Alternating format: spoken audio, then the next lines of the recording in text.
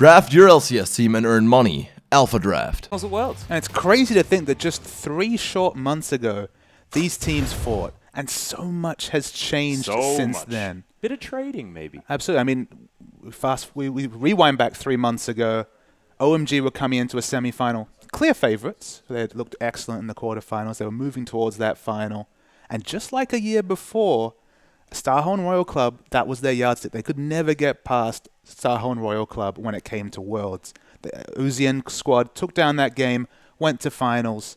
But here we are 3 months ago, and the identity of that Starhorn Royal Club team has changed dramatically. Yeah, and it's gone from, instead of Uzian Club meaning that Starhorn Royal Club, it actually means OMG now. Yeah, I mean, the protect the puppy strategy, that's about 2 years that Starhorn Royal Club had looked into perfecting that. You know, first it was Tabe & Co., and then, of course, it became Insec & Co. that really tried to perfect that strategy. You take that hyper carry Uzi away. Yeah. I mean, they actually tried to fill that void with Name, of course, during the off-season. That trade happening a little bit too late.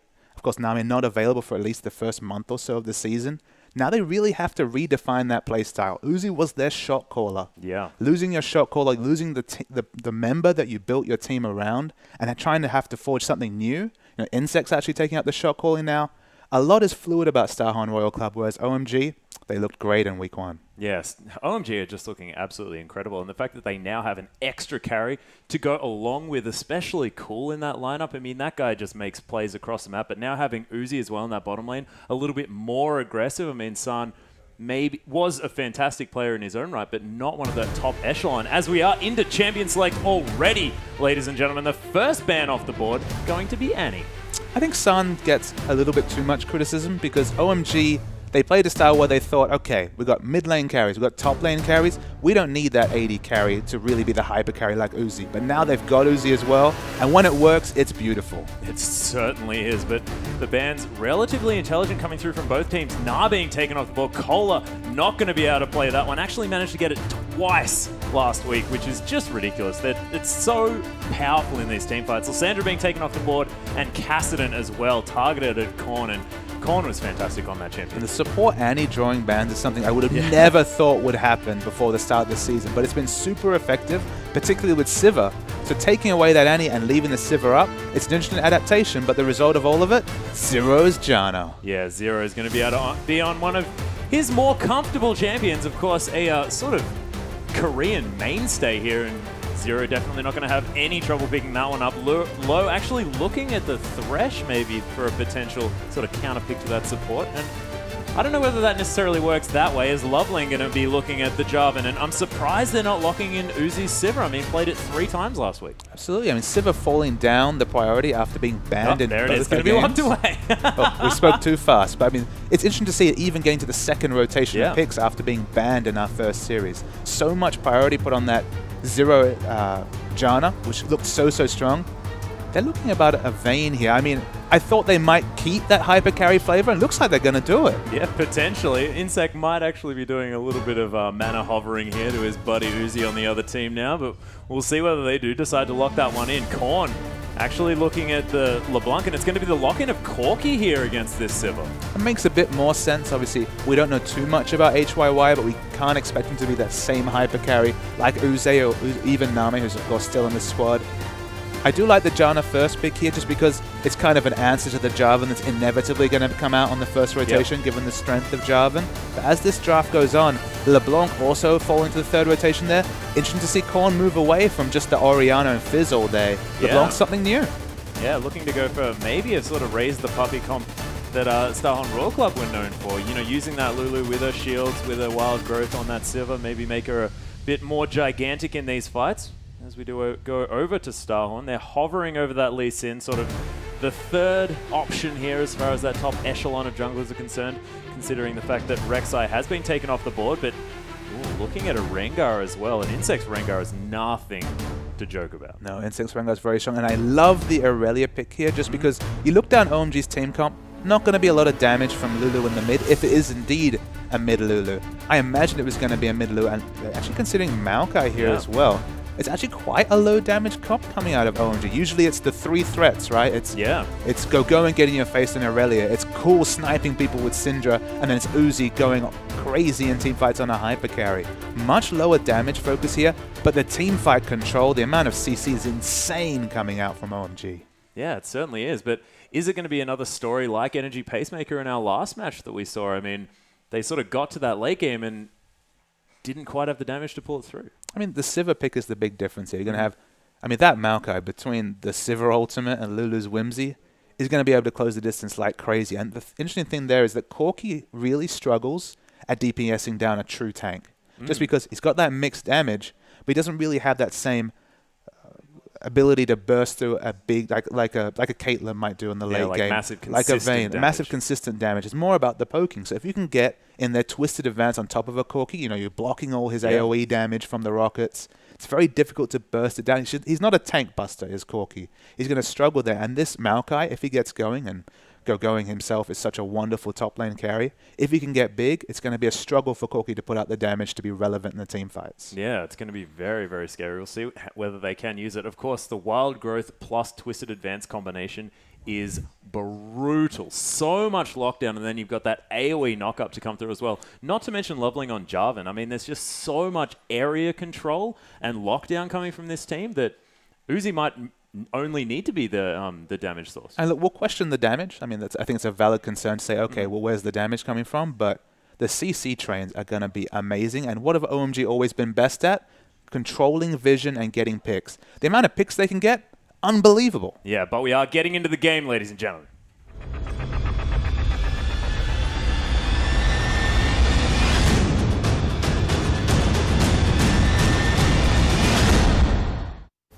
And we are on to the Rift, ladies and gentlemen, with our first game between Starhorn Royal Club and OMG. Starhorn on our blue side and OMG picking up the red for our first match in this best of 2. Insec roaming out onto that map, and it looks like Starhorn going for a bit of a defensive start, trying to cover their entrances to the jungle. Yeah, the fan out is being answered by a very aggressive move from OMG here. Their group, they want to go in. They want to spot the lanes here. They're not interested in any lane swaps. And if they are, they're going to be the ones initiating them. Yeah, they certainly are. They're knowing exactly what's going on as Starhorn are just pressured out of their blue side jungle. You've got Saplings and Standards coming through first just to scout the way. And ooh, Low actually getting a very deep ward here. They want to know exactly where these lanes are going. And coming back to that OMG mantle of play, they've always been about advancing vision down and getting picks.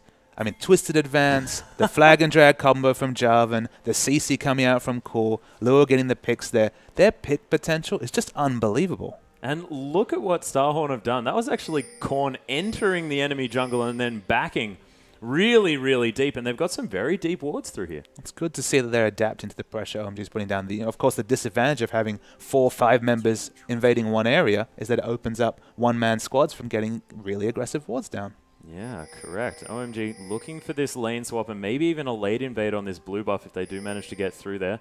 Seems to me like Starhorn Royal Club looking to start in that direction as Insec is hanging around that buff. See whether anything can come through here. Doing the cute little strategy where you get to pick yourself up some popcorn chickens by laying down those saplings. And, ooh, starting this Gromp's going to be dangerous. Low's coming here. Does have that death sentence. It's going to land here onto Insect first up. And look at the burst damage. Forced to flash straight away. The Ignite ticking down. And so much aggression from OMG straight up. Loveling easily going to be able to take this one. Smites it away. And taking a Rengar out of his jungle, disrupting his path, just means that level 6 power spike that Rengar will get is going to be significantly delayed in this game. They'll take Rengar blowing his flash. It just means his counter ganking will be weaker, his presence will be weaker, and Loveling's now licking his lips and thinking it's time to get those aggressive wards down and making sure Rengar doesn't get any camps for free. Yeah, and having a great start on Jarvan as well, who can really impact the map straight away. You even see him doing these level 2 ganks. This could be really terrifying across the map now for Starhorn Royal Club. So the lane swap has been put into place by OMG. It was expected with that aggressive move forward right here. As we see Insec, he even doesn't have a completed Gromp camp to pick up there. Sorry, he just has to go and go through. He's going to hit level 2 about 3.5 minutes into this game. Yeah, going to be very, very sad times here for this Rengar, who does really like to hit that level 6 before he can really get a lot of work done, unless he's in that counter gang situation, as we've mentioned, and Loveling looking well on track here. So the lane swap's been put into effect by OMG. They're pushing aggressively onto Aurelia here. It'd be interesting to see who gets the better swap of the lane swap situation. We see Janna, but Zero is actually going to go up top and try and help Aurelia through these early levels. I guess he's just thinking that HYY is probably quite free to do whatever he wants in the bot lane here. As Maokai, he's just trying to make his presence felt elsewhere.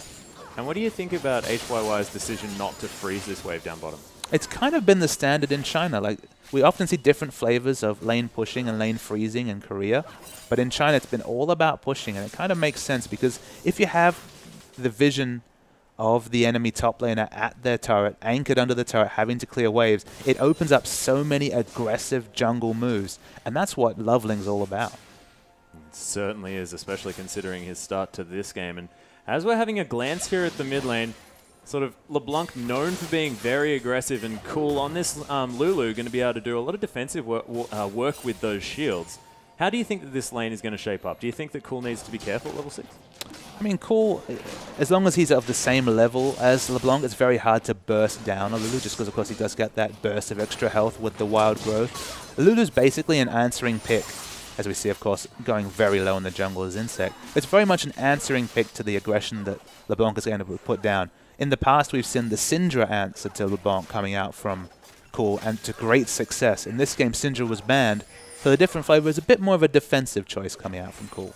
Yeah, we'll see whether he can impact this map. Of course, if that LeBlanc does get going, it could be a massive linchpin to this Starhorn Royal Club lineup, and Korn has shown to have his carry pants on in the past, especially in their matchup with M3.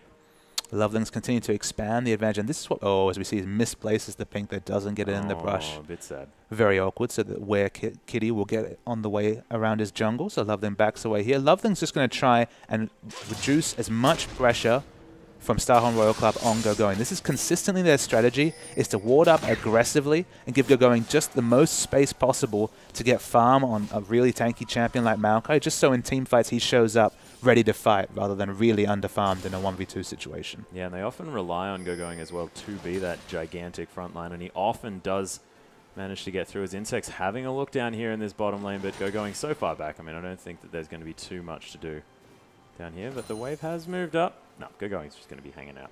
I mean, Rengar works best in situations of complete communication. You know, when you have fantastic vision, you have lanes who are really talking and communicating, as Samsung White were famously doing with Dandy and Master and the rest of their team. Rengar can be so strong in a counter-ganging capacity before level 6. If that's not the case, if you're behind or you're just really struggling on the map, it's all about that level 6 power spike, of course. Yeah, and we can see Cool actually laying down a lot of pressure onto Korn here. Has hit that level 6, does of course have the wild growth available if he does want to make himself gigantic.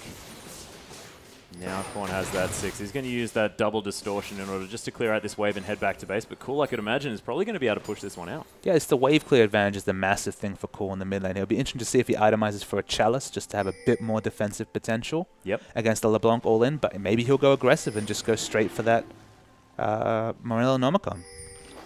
We shall see. Low actually going to be starting up this dragon here for OMG. Loveling's come around, has spotted the fact that there is a ward right near there.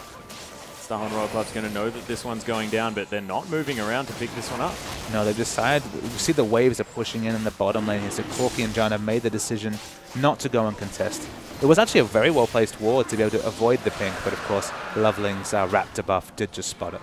Yeah, spotted it out, but wasn't around for quite long enough to clear it out because they, of course, wanted to make sure that they secured that dragon because their timing was so exceptionally good. Going to teleport into this top lane, and we're going to have standard lanes from here on out, as Going is going to be able to clean up a lot of these creeps. I mean, speaking of fortunate timings, what a wonderful time to port into the top lane, just as that massive heaped wave of about 2.5 waves of minions came in right there.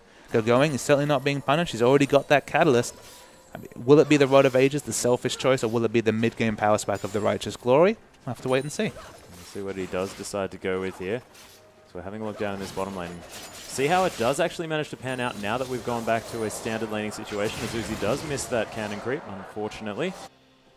It's tough life in the bot lane. Oh, it is hard. It is very, very hard.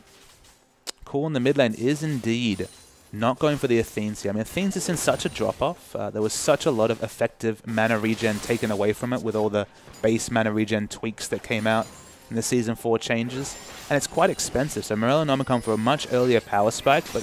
Oh, HYY is going to get caught by the Death Sentence here. It's a nice Boomerang Blade to get a lot of extra damage down, but HYY with that Gatling gun, she's going to be able to survive, but that's a lot of poke damage coming through. I do credit Cool for being so confident even against a high burst champion like LeBlanc. Oh, actually, there's the Whimsy coming down on the corner. Takes a lot of damage from that Glitter Lance as well. Actually, there goes the passive. You saw Loveling hanging back there. He was actually waiting for Lou to get into Whimsy range so he'd be able to get guaranteed EQ combo up. It didn't quite work, but that level of communication is always wonderful to see from OMG. Certainly is, and being an all-Chinese lineup, it does certainly help you out when you do need to make these sort of coordinated plays. So this top lane's just going absolutely fine. In the bottom lane, trying to work on as much of a freeze as Starhorn Royal Club can. They want to play safe now. And credit to HYY here. We've actually seen this Sivir vs Corki lane matchup a couple of times. And it's been a real struggle for Corki to stay in this lane just because you often go out of mana if you want to use your Phosphorus Bomb to farm. But look at this. He's very comfortable. The CS is actually even after the lane swap. So Corki, he's very relevant in this lane, but we might see an engage bot. Shall actually. Insect's going to jump in. This takes the Dark Passage to safety, and that's the beauty of Thresh. Absolutely. No worries whatsoever, and now Insect has a couple of minutes to ponder his next move. Yeah, we did actually have Thrill of the Hunt pop, so that's not going to be up for the next little while. Insect looking to be impactful if he can as a fight breaks out here in the top lane. Kohler taking the worst of this one as the Vengeful Maelstrom does come out. Interesting to see Go going already starting to inch forward in those trades up top. He's building the most effective stat against Aurelia, that flat health, probably coming out from that Rod of Ages right here. So he's going to be able to extend his advantage as Kohler. He just wants to farm. Arcane Smash not going to quite land there, but Kohler on that Aurelia is going to have no worries clearing out these creeps under the turret. Takes another Arcane Smash. Kohler's going down so low.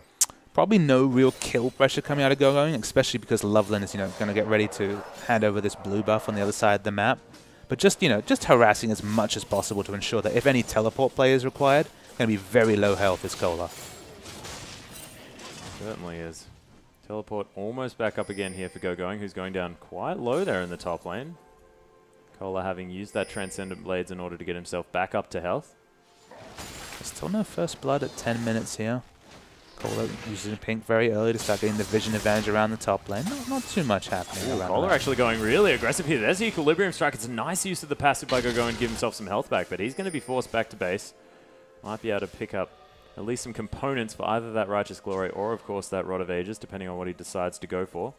It was interesting to see Go going hold on to his flash. I think that's the sign of a great player, is knowing that he had the counter flash potential and he knew that all of Aurelia's abilities were on cooldown. So she had no true kill pressure there, despite the fact he was down to about that 100, 200 health range. So it's the mark of a great top laner to be able to use your summoner spells so judiciously.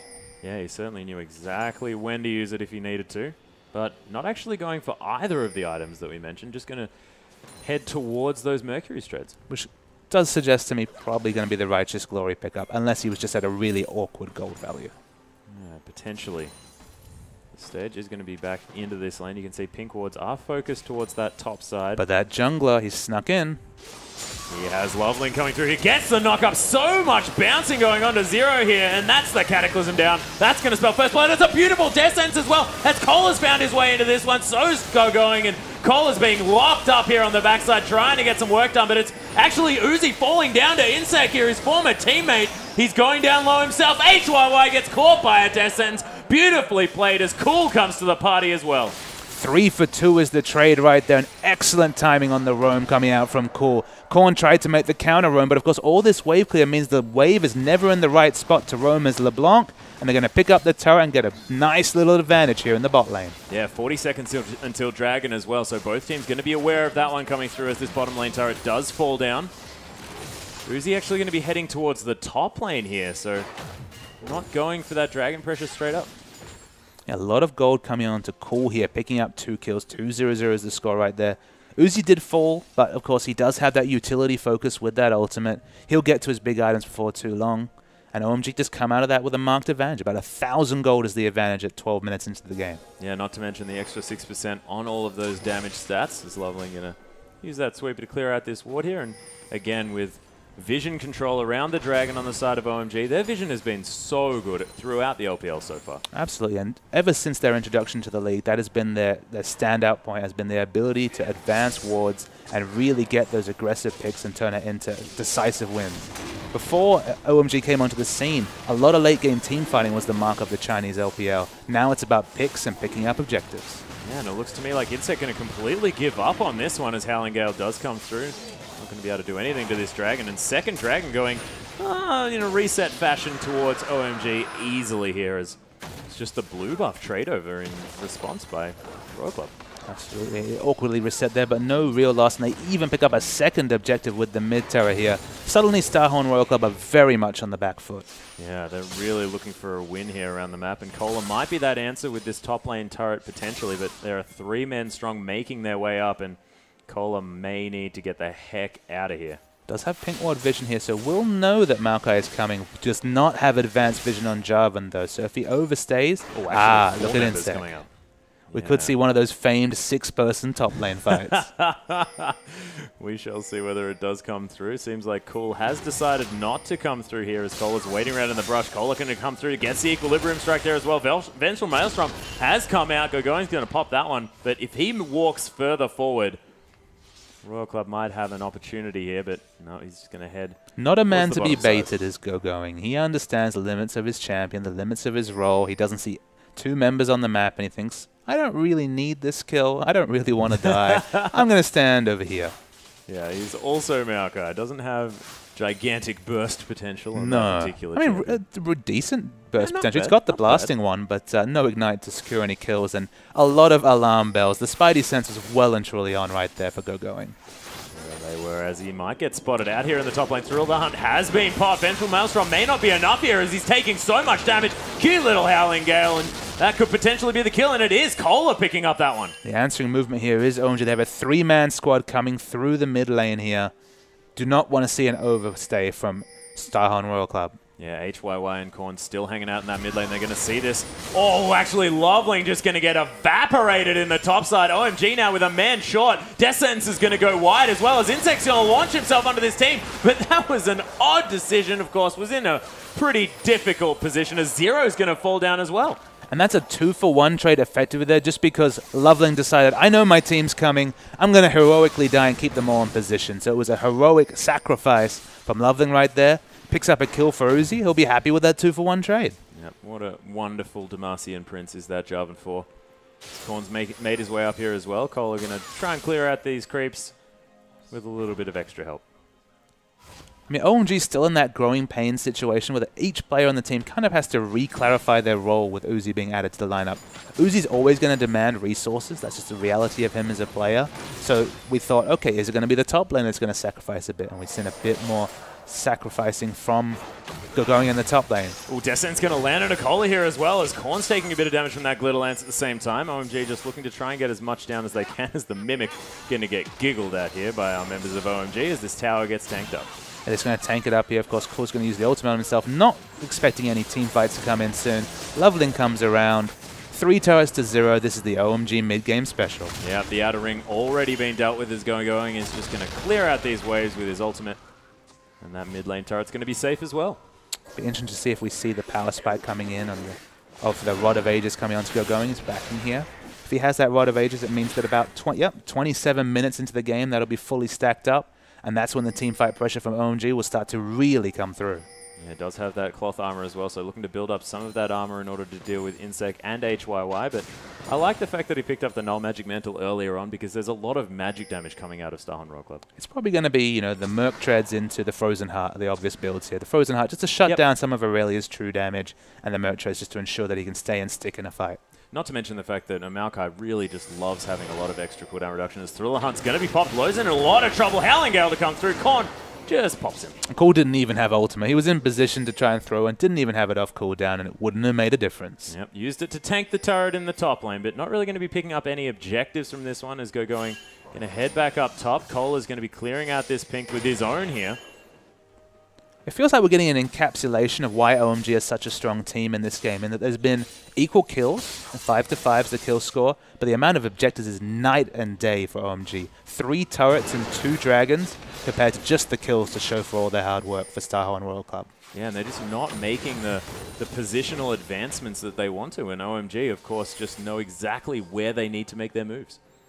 So they haven't quite got down the trademark OMG aggressive vision just yet. There's been enough skirmishes that actually the pink wards and the defensive wards coming out from Starhawk Royal Club have been acceptable. Loveling's kind of been the one to fall down a bit here. He's a bit behind where he'd want to be. He's gone for the Sightstone just to try and arrest some of that vision snowball that Starhawk was slowly able to pick up. Going, he's just happily farming up the top. Yeah, and what do you think about Insect's overly sort of aggressive damage build here on this Rengar? It's kind of a trademark. It's what we see out of Insect frequently, is the ability to go in there and get a pick. And maybe he's going to be able to surprise this OMG team and burst down a person before Cool's even able to react with that wild growth. In the short term, it could be very effective. I think in the longer term, in the mid to late game, where that damage burst isn't just going to be quite as relevant, it might hurt him that he hasn't gone a bit tankier early. Yeah, we'll see whether he can make use of these mobility boots as well, of course. Taking a bit of a hit as far as their effectiveness is concerned, but gets you around the map so quickly. Well, he's gone completely for a pick build here. He is going to do massive damage himself, and if he has any members with him, someone should die. They should, indeed. And he's stalking down the bottom side. Doesn't quite have Thrill of the Hunt available just yet, as OMG going to take that Scuttle Crab. You can see there's no wards there in that Tri-Brush, but the wave just not quite where Starhorn really wants it. So GoGoing's grouped here just because he doesn't feel like his team has quite the vision down to be able to go for a teleport play. They're trying to clear vision around and rush this third important dragon right here to get that movement speed bonus. You have to think Starhorn Royal Club's going to contest. They also really want to deny this from Starhorn Royal Club, but there's Thrill of the Hunt, has been popped, not utilized at all as Howling Gale does come through. This dragon still available. The 50-50s here, but it's going to be taken by Insect. There's a Monsoon to try and get everyone out of here, and Zero forced to flash away as well, but Cola is doing so much work around here as Korn's just going to get evaporated in the middle of this fight. There's the flash by GoGoing, sacrificing himself potentially as it's going to go wide there with the death sentence. Cola's going to fall down. HYY is dead as well. Oh, Cola with a cute little flash over the wall. Insect's on top of a ward though. Wants to try and get through. Cola comes in, picks up GoGoing. And Uzi coming around. He's got a lot of damage. Spell Shield's nothing there at that stage as Boomerang Blade does come through. Insect still trying to run away. Worth noting through all this that Starhorn Royal Club are trying to retreat through the enemy jungle right here. Insect, he's trying to open it, but he's going to die eventually. Yeah, and there's the help picks. Being pretty helpful in securing that kill onto Insect as well. So nicely played as far as the kills were concerned, but the really important thing is Starhorn Royal Club got the dragon. And the crazy thing in that team fight, it was Zero's play right there. Did you see the ultimate he was able to put out right there? We're going to get a replay here. Watch Zero's ultimate right here, as we're going to see the flash engage coming out very strong with Lua. They get it very long. The flash engage comes in, but watch the amount of separation he's able to get. All of OMG threat are separated, and that's why we saw so much burst damage coming out onto Loveling right here. But here's where the re-engage happens. You see GoGoing pushing his limits. He always does it. Flashes in and re-engages right there, and even though it's so low, the fight continues here, and Starhorn Royal Club, it was a wonderful flash from Cola. They opened up so much time. They were always going to take at least one casualty, but only to pay one right there, and to pick up that kill, Starhorn Royal Club absolutely came out ahead right there with the Dragon Steel. Yeah, looking fantastic, and the gold, really nothing to talk about. 1,500, or 1,500. Of course, I do like to not be able to pronounce my numbers quite as correctly as I otherwise would. Is OMG going to steal away this Crimson Brambleback? And we have to return to the team comps being picked here. So much gold here is on Cool, who will be able to do respectable damage, especially with this damage snowball, but towards the later game is going to fall off. That's just the reality of that AP Lulu mid lane pick. A lot is relying on Uzi right here. If OMG can't get a consistent amount of Dragons and Barons out, if they can't control vision, as we can see Loveling trying to advance vision very considerably here, they will face damage problems in the late game. They really want to pick up these objectives, and that's why it's massive that Starhorn Royal Club were able to pick up that third dragon. Definitely is. Uzi actually looking to try and pick up a Last Whisper as his next item as well, so wanting to maximize his damage against the potential Frozen Heart coming through from Cola. This tower going very low. OMG brute forcing their way to their first inner turret of the game. 4 now to 0. So much map control. And it's this grouping strategy that actually really works in OMG's advantage right here, because you look down this Starhorn Royal Club team. Ooh, Insect maybe caught out.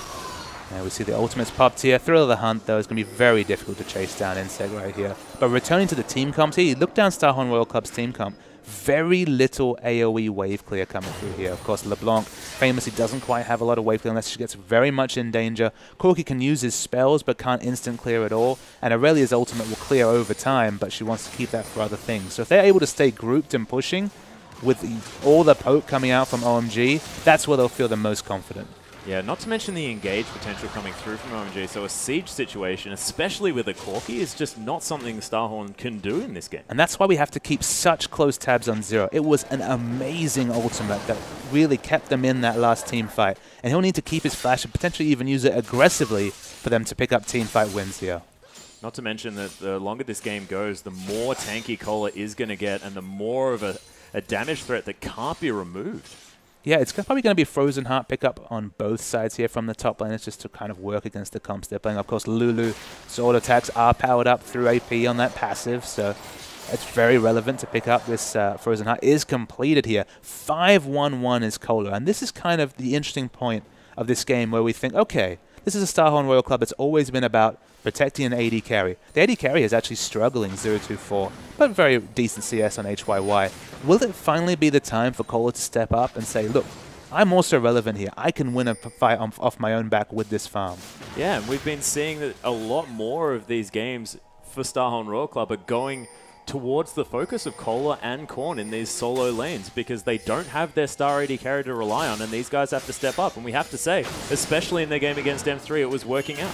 It's one of those things where it's a question, right? We're not sure if they can have that carry focus, if they can actually take gold leads and translate them into game wins. Ooh, Cool taking a lot of damage here as Going. He's got so deep. It's a nice Monsoon to get him the heck out of there, but Zero's going to get punished for it. Cataclysmed out of this fight straight away. It's a 4v5, now a 4v3. As Korn's going to fall down as well. Cola just throwing some Transcendent Blades through the team. And Cool, very, very low on health. OMG just going to take it and back away. And it looked like a suicidal engage from Going, but the one thing Starhorn Royal Club did not have there was a grouped Cola. So much of the gold on this team comes from this Aurelia. Aurelia is the key to their team fights at this point. She was not able to group until well after the rest of the OMG team had already ripped through the front line. Yeah, beautifully played by OMG. Get in, get a couple of picks, and get the heck out of there. There's 2-1-8 now for Uzi. Just 100% kill participation on this Sivir, and now has that Last Whisper completed as well. So it's not going to hurt as much that Cola has picked up this Last Whisper because he's going to be, I mean, not Last Whisper, the Frozen Heart, because he's going to be able to cut through a lot of that armor. What hurts the most for Starhorn Royal Club is actually a very subtle thing here. Going has his teleport available and Cola does not. And as we've noted, Cola is the key to a teamfight victory here. So how do you deal with the potential of side lanes pushing, Going going to be split pushing, and only Aurelia can really stand up to him? When these dragons come in, Aurelia's going to have to really be on point. Yeah, and OMG with such good timing on this dragon as well. They started up but decide not to go through with it as Cola's found Cool here as well. The Wild Growth was forced to be popped. They're going to re-engage onto this dragon and easily pick it up. Look at all the damage coming through from these OMG members, easily taking down that dragon. And this rotational play is only going to get stronger and stronger. They've got a 5-minute window. Well, they had a 5-minute window to take advantage of that. They pick up the dragon, now teleports on cooldown from Going. But basically, Starhorn Royal Club at this point needs teleport or needs to find a 5v5 engage, and I don't see why OMG will let them do that. Ooh, Descent's going to go wide there by low, but they now have that extra movement speed provided by the dragon as I was going to get Whimsied here. Very cute. Ooh, Insect going to throw that Thrill of the Hunt out. Does get the Boulder Strike down under low, but looks to me like they are going to be able to escape from this one. Cool, playing some fantastic defense with those shields. They are able to draw out the Thrill, the On the Hunt from Sivir, though, which is an important cooldown. They're going to try and re-engage very soon, but OMG, you'd think, are not interested in fighting without that big cooldown available. Yeah, and it seems like OMG have so much control of when these fights go off, when they want to go for them, that they can just hang around. On the Hunt, of course, not a high cooldown, which is why Uzi's a little bit trigger happy with it, of course, just because he can be. And you saw the disadvantage of the real DPS focus build that Insect had right there. He jumped in, hit the Boulder Strike, and then got the hell out of that fight because he does not have the tanky stats to be able to hold the team up. We saw early in the game Loving able to EQ in, buy time for his team to come clean up, and Insect is not really able to do that. Not quite. As does have that Ghost Blade completed as well. So we're talking about a damage build that is certainly coming in. Not going to be sitting on any Brutalizers this game. Going to be getting that active so that he can really make the plays around this map. It hasn't quite been working out. We'll see whether that Thrill of the Hunt can be utilized to greater effect as this game progresses. I'm going to expect in the next team fight, going to use his Twisted Advantage on the ulting Rengar and then to take him out very early in the fight, because he will die instantly to focus fire right here. And OMG's biggest strength in the games we've seen so far has been target selection. There's been so many fights where OMG will walk away with a fight with 3, 4 members with just perhaps flashing health, 300 health at most, and 4 deaths on the enemy team. They have that excellent team fight playmaking and calling, and they're going to use that here, you have to think, against a full DPS Rengar. He's a monster. But, oh, actually another longsword coming in here. I could imagine that's possibly a Hex Drinker with a lot of magic damage coming through in Going and Cool combined, but my gosh, it's so damage focused. Full damage against a supporty mid lane is a bit curious to me, though, I have to say. Yeah, we'll see whether he does manage to make it work. Hasn't been working fantastically thus far, but does have very close to 100% kill participation. I mean, look at the wards, though, here, Atlas. We look at the map here. There's very aggressive vision and positioning coming out from OMG, and there's nary a ward on the map coming out. Perhaps only the Sidestone wards from Zero on the map from Starhorn Royal Club. This is OMG's map to take advantage of as they please. And it's so beautiful as well because they made sure that that bottom lane wave of minions was pushed right up to the inhibitor turret, and someone is going to miss out on a lot of money that's dying to that turret, as you can see. No, they're just ignoring it completely. They feel that there's going to be a dive the moment they send anyone away. And the issue here is that if Aurelia goes to deal with that wave, I have a feeling they're going to lose the fight during the channel of that TP just because of how much gold from that team is on Aurelia. Yeah, it's true. As Korn's going to aggressively... There's no good decisions here, Atlas. No, there certainly aren't. And OMG are making sure they play on that, making sure that they utilize the choices that Starhorn Royal Club are forced to make. It would be very aggressive to try the Baron here, especially against Rengar, who will have that Throw of the Hunt and the vision from it. So they're looking for a pick here, hoping to either blow the Rengar ultimate or take someone out. Descent is going to go a little bit wide. It's a nice 4-man Howling Gale from Zero, but he's not going to even see the fact that that came through. Thrill of the Hunt has been popped. A few members of OMG are going to be notified of it with that exclamation mark, but baiting out that cooldown, and baiting out that cooldown does mean that Baron is a very legitimate objective.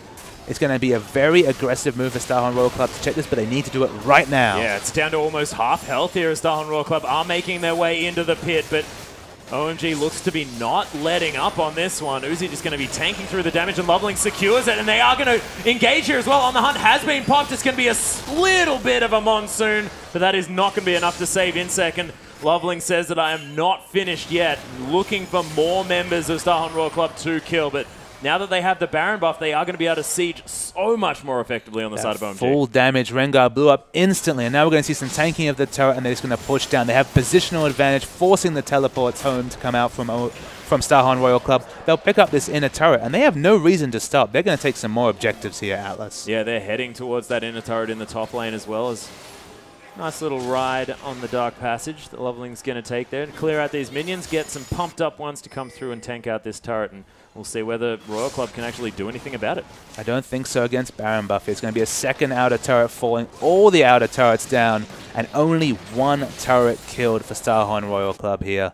I don't know how they'll ever get enough position on this map to take an objective, and so I have to think they're either going to bleed it out slowly or OMG is going to smell blood and go for the kill. Yeah, and look at the stranglehold that OMG has in Vision as well. There's pink wards all throughout Starhorn Royal Club's jungle because they haven't been able to get there and do anything, and they've lost all of their outer ring of turrets, so nowhere is safe for this team. Absolutely no map vision whatsoever. And they come for this blue buff steal. They have no right to be able to do this, and they might pay for it with their lives. Yeah, Thrill of the Hunt has been popped, so he's going to stealth up, but the Cataclysm comes through, and there's no way for him to get out of this one as Loveling's going to flash out of his own Cataclysm. The fight is on for real, and Going's taking no damage, zoning 3 members at once as Cole is being dealt with in the backline, forced to use that flash, and that's Loveling picking up the kill. Korn, that's not the right one, but On the Hunt's been popped here as well as Cool is going to take care of Korn as well.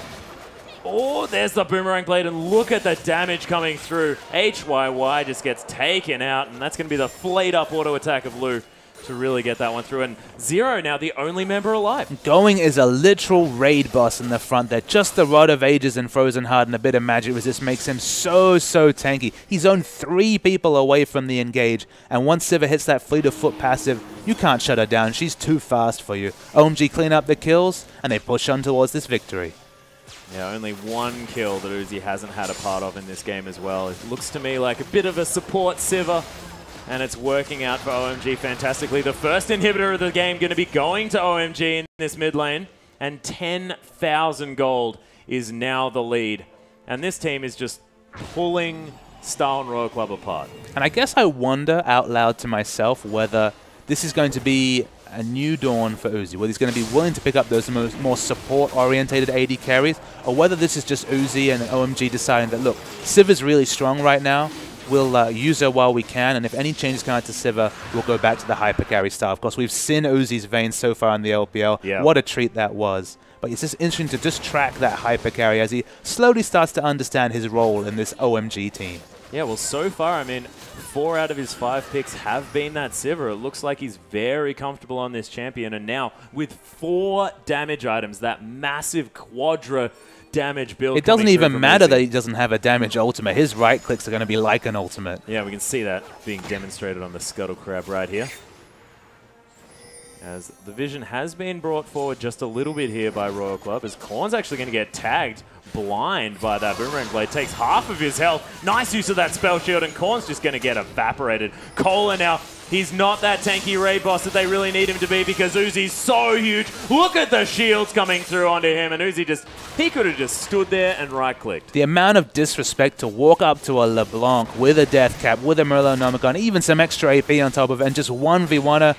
Uzi knows the limit of every champion, and it's just wonderful to see. Yeah, and it was so easy for him as well, as OMG is going to push through. The Nexus turret's now under fire as 2 carries from Starhorn Royal Club are dead. The first one's down. The second one surely going to follow as Lou's going to get Wild Growth. No one else is going to die on the side of OMG, and what a beautiful win for OMG in this first matchup against Royal Club.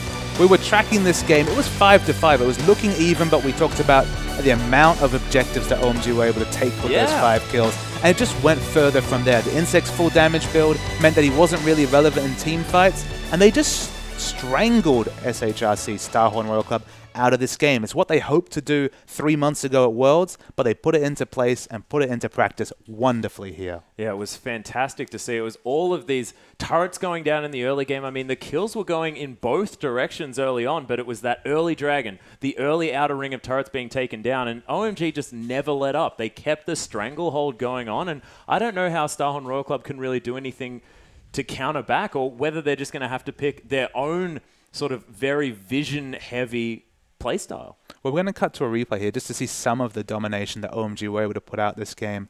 So we're tracking it quite late here. We're 30 minutes into the game. This is when Starhorn Royal Club were like, let's try to take something because we've given up too much here. Loveling's so smart to put down the pink ward there. They had perfect vision on Insect the whole time. And Going is a monster. Look how little damage he's taken. 3 members, the 2 carries of the team, LeBlanc and Corky, could do nothing against Going. He continued to feel for his team, working in with Loveling, and this is when Uzi starts to get going.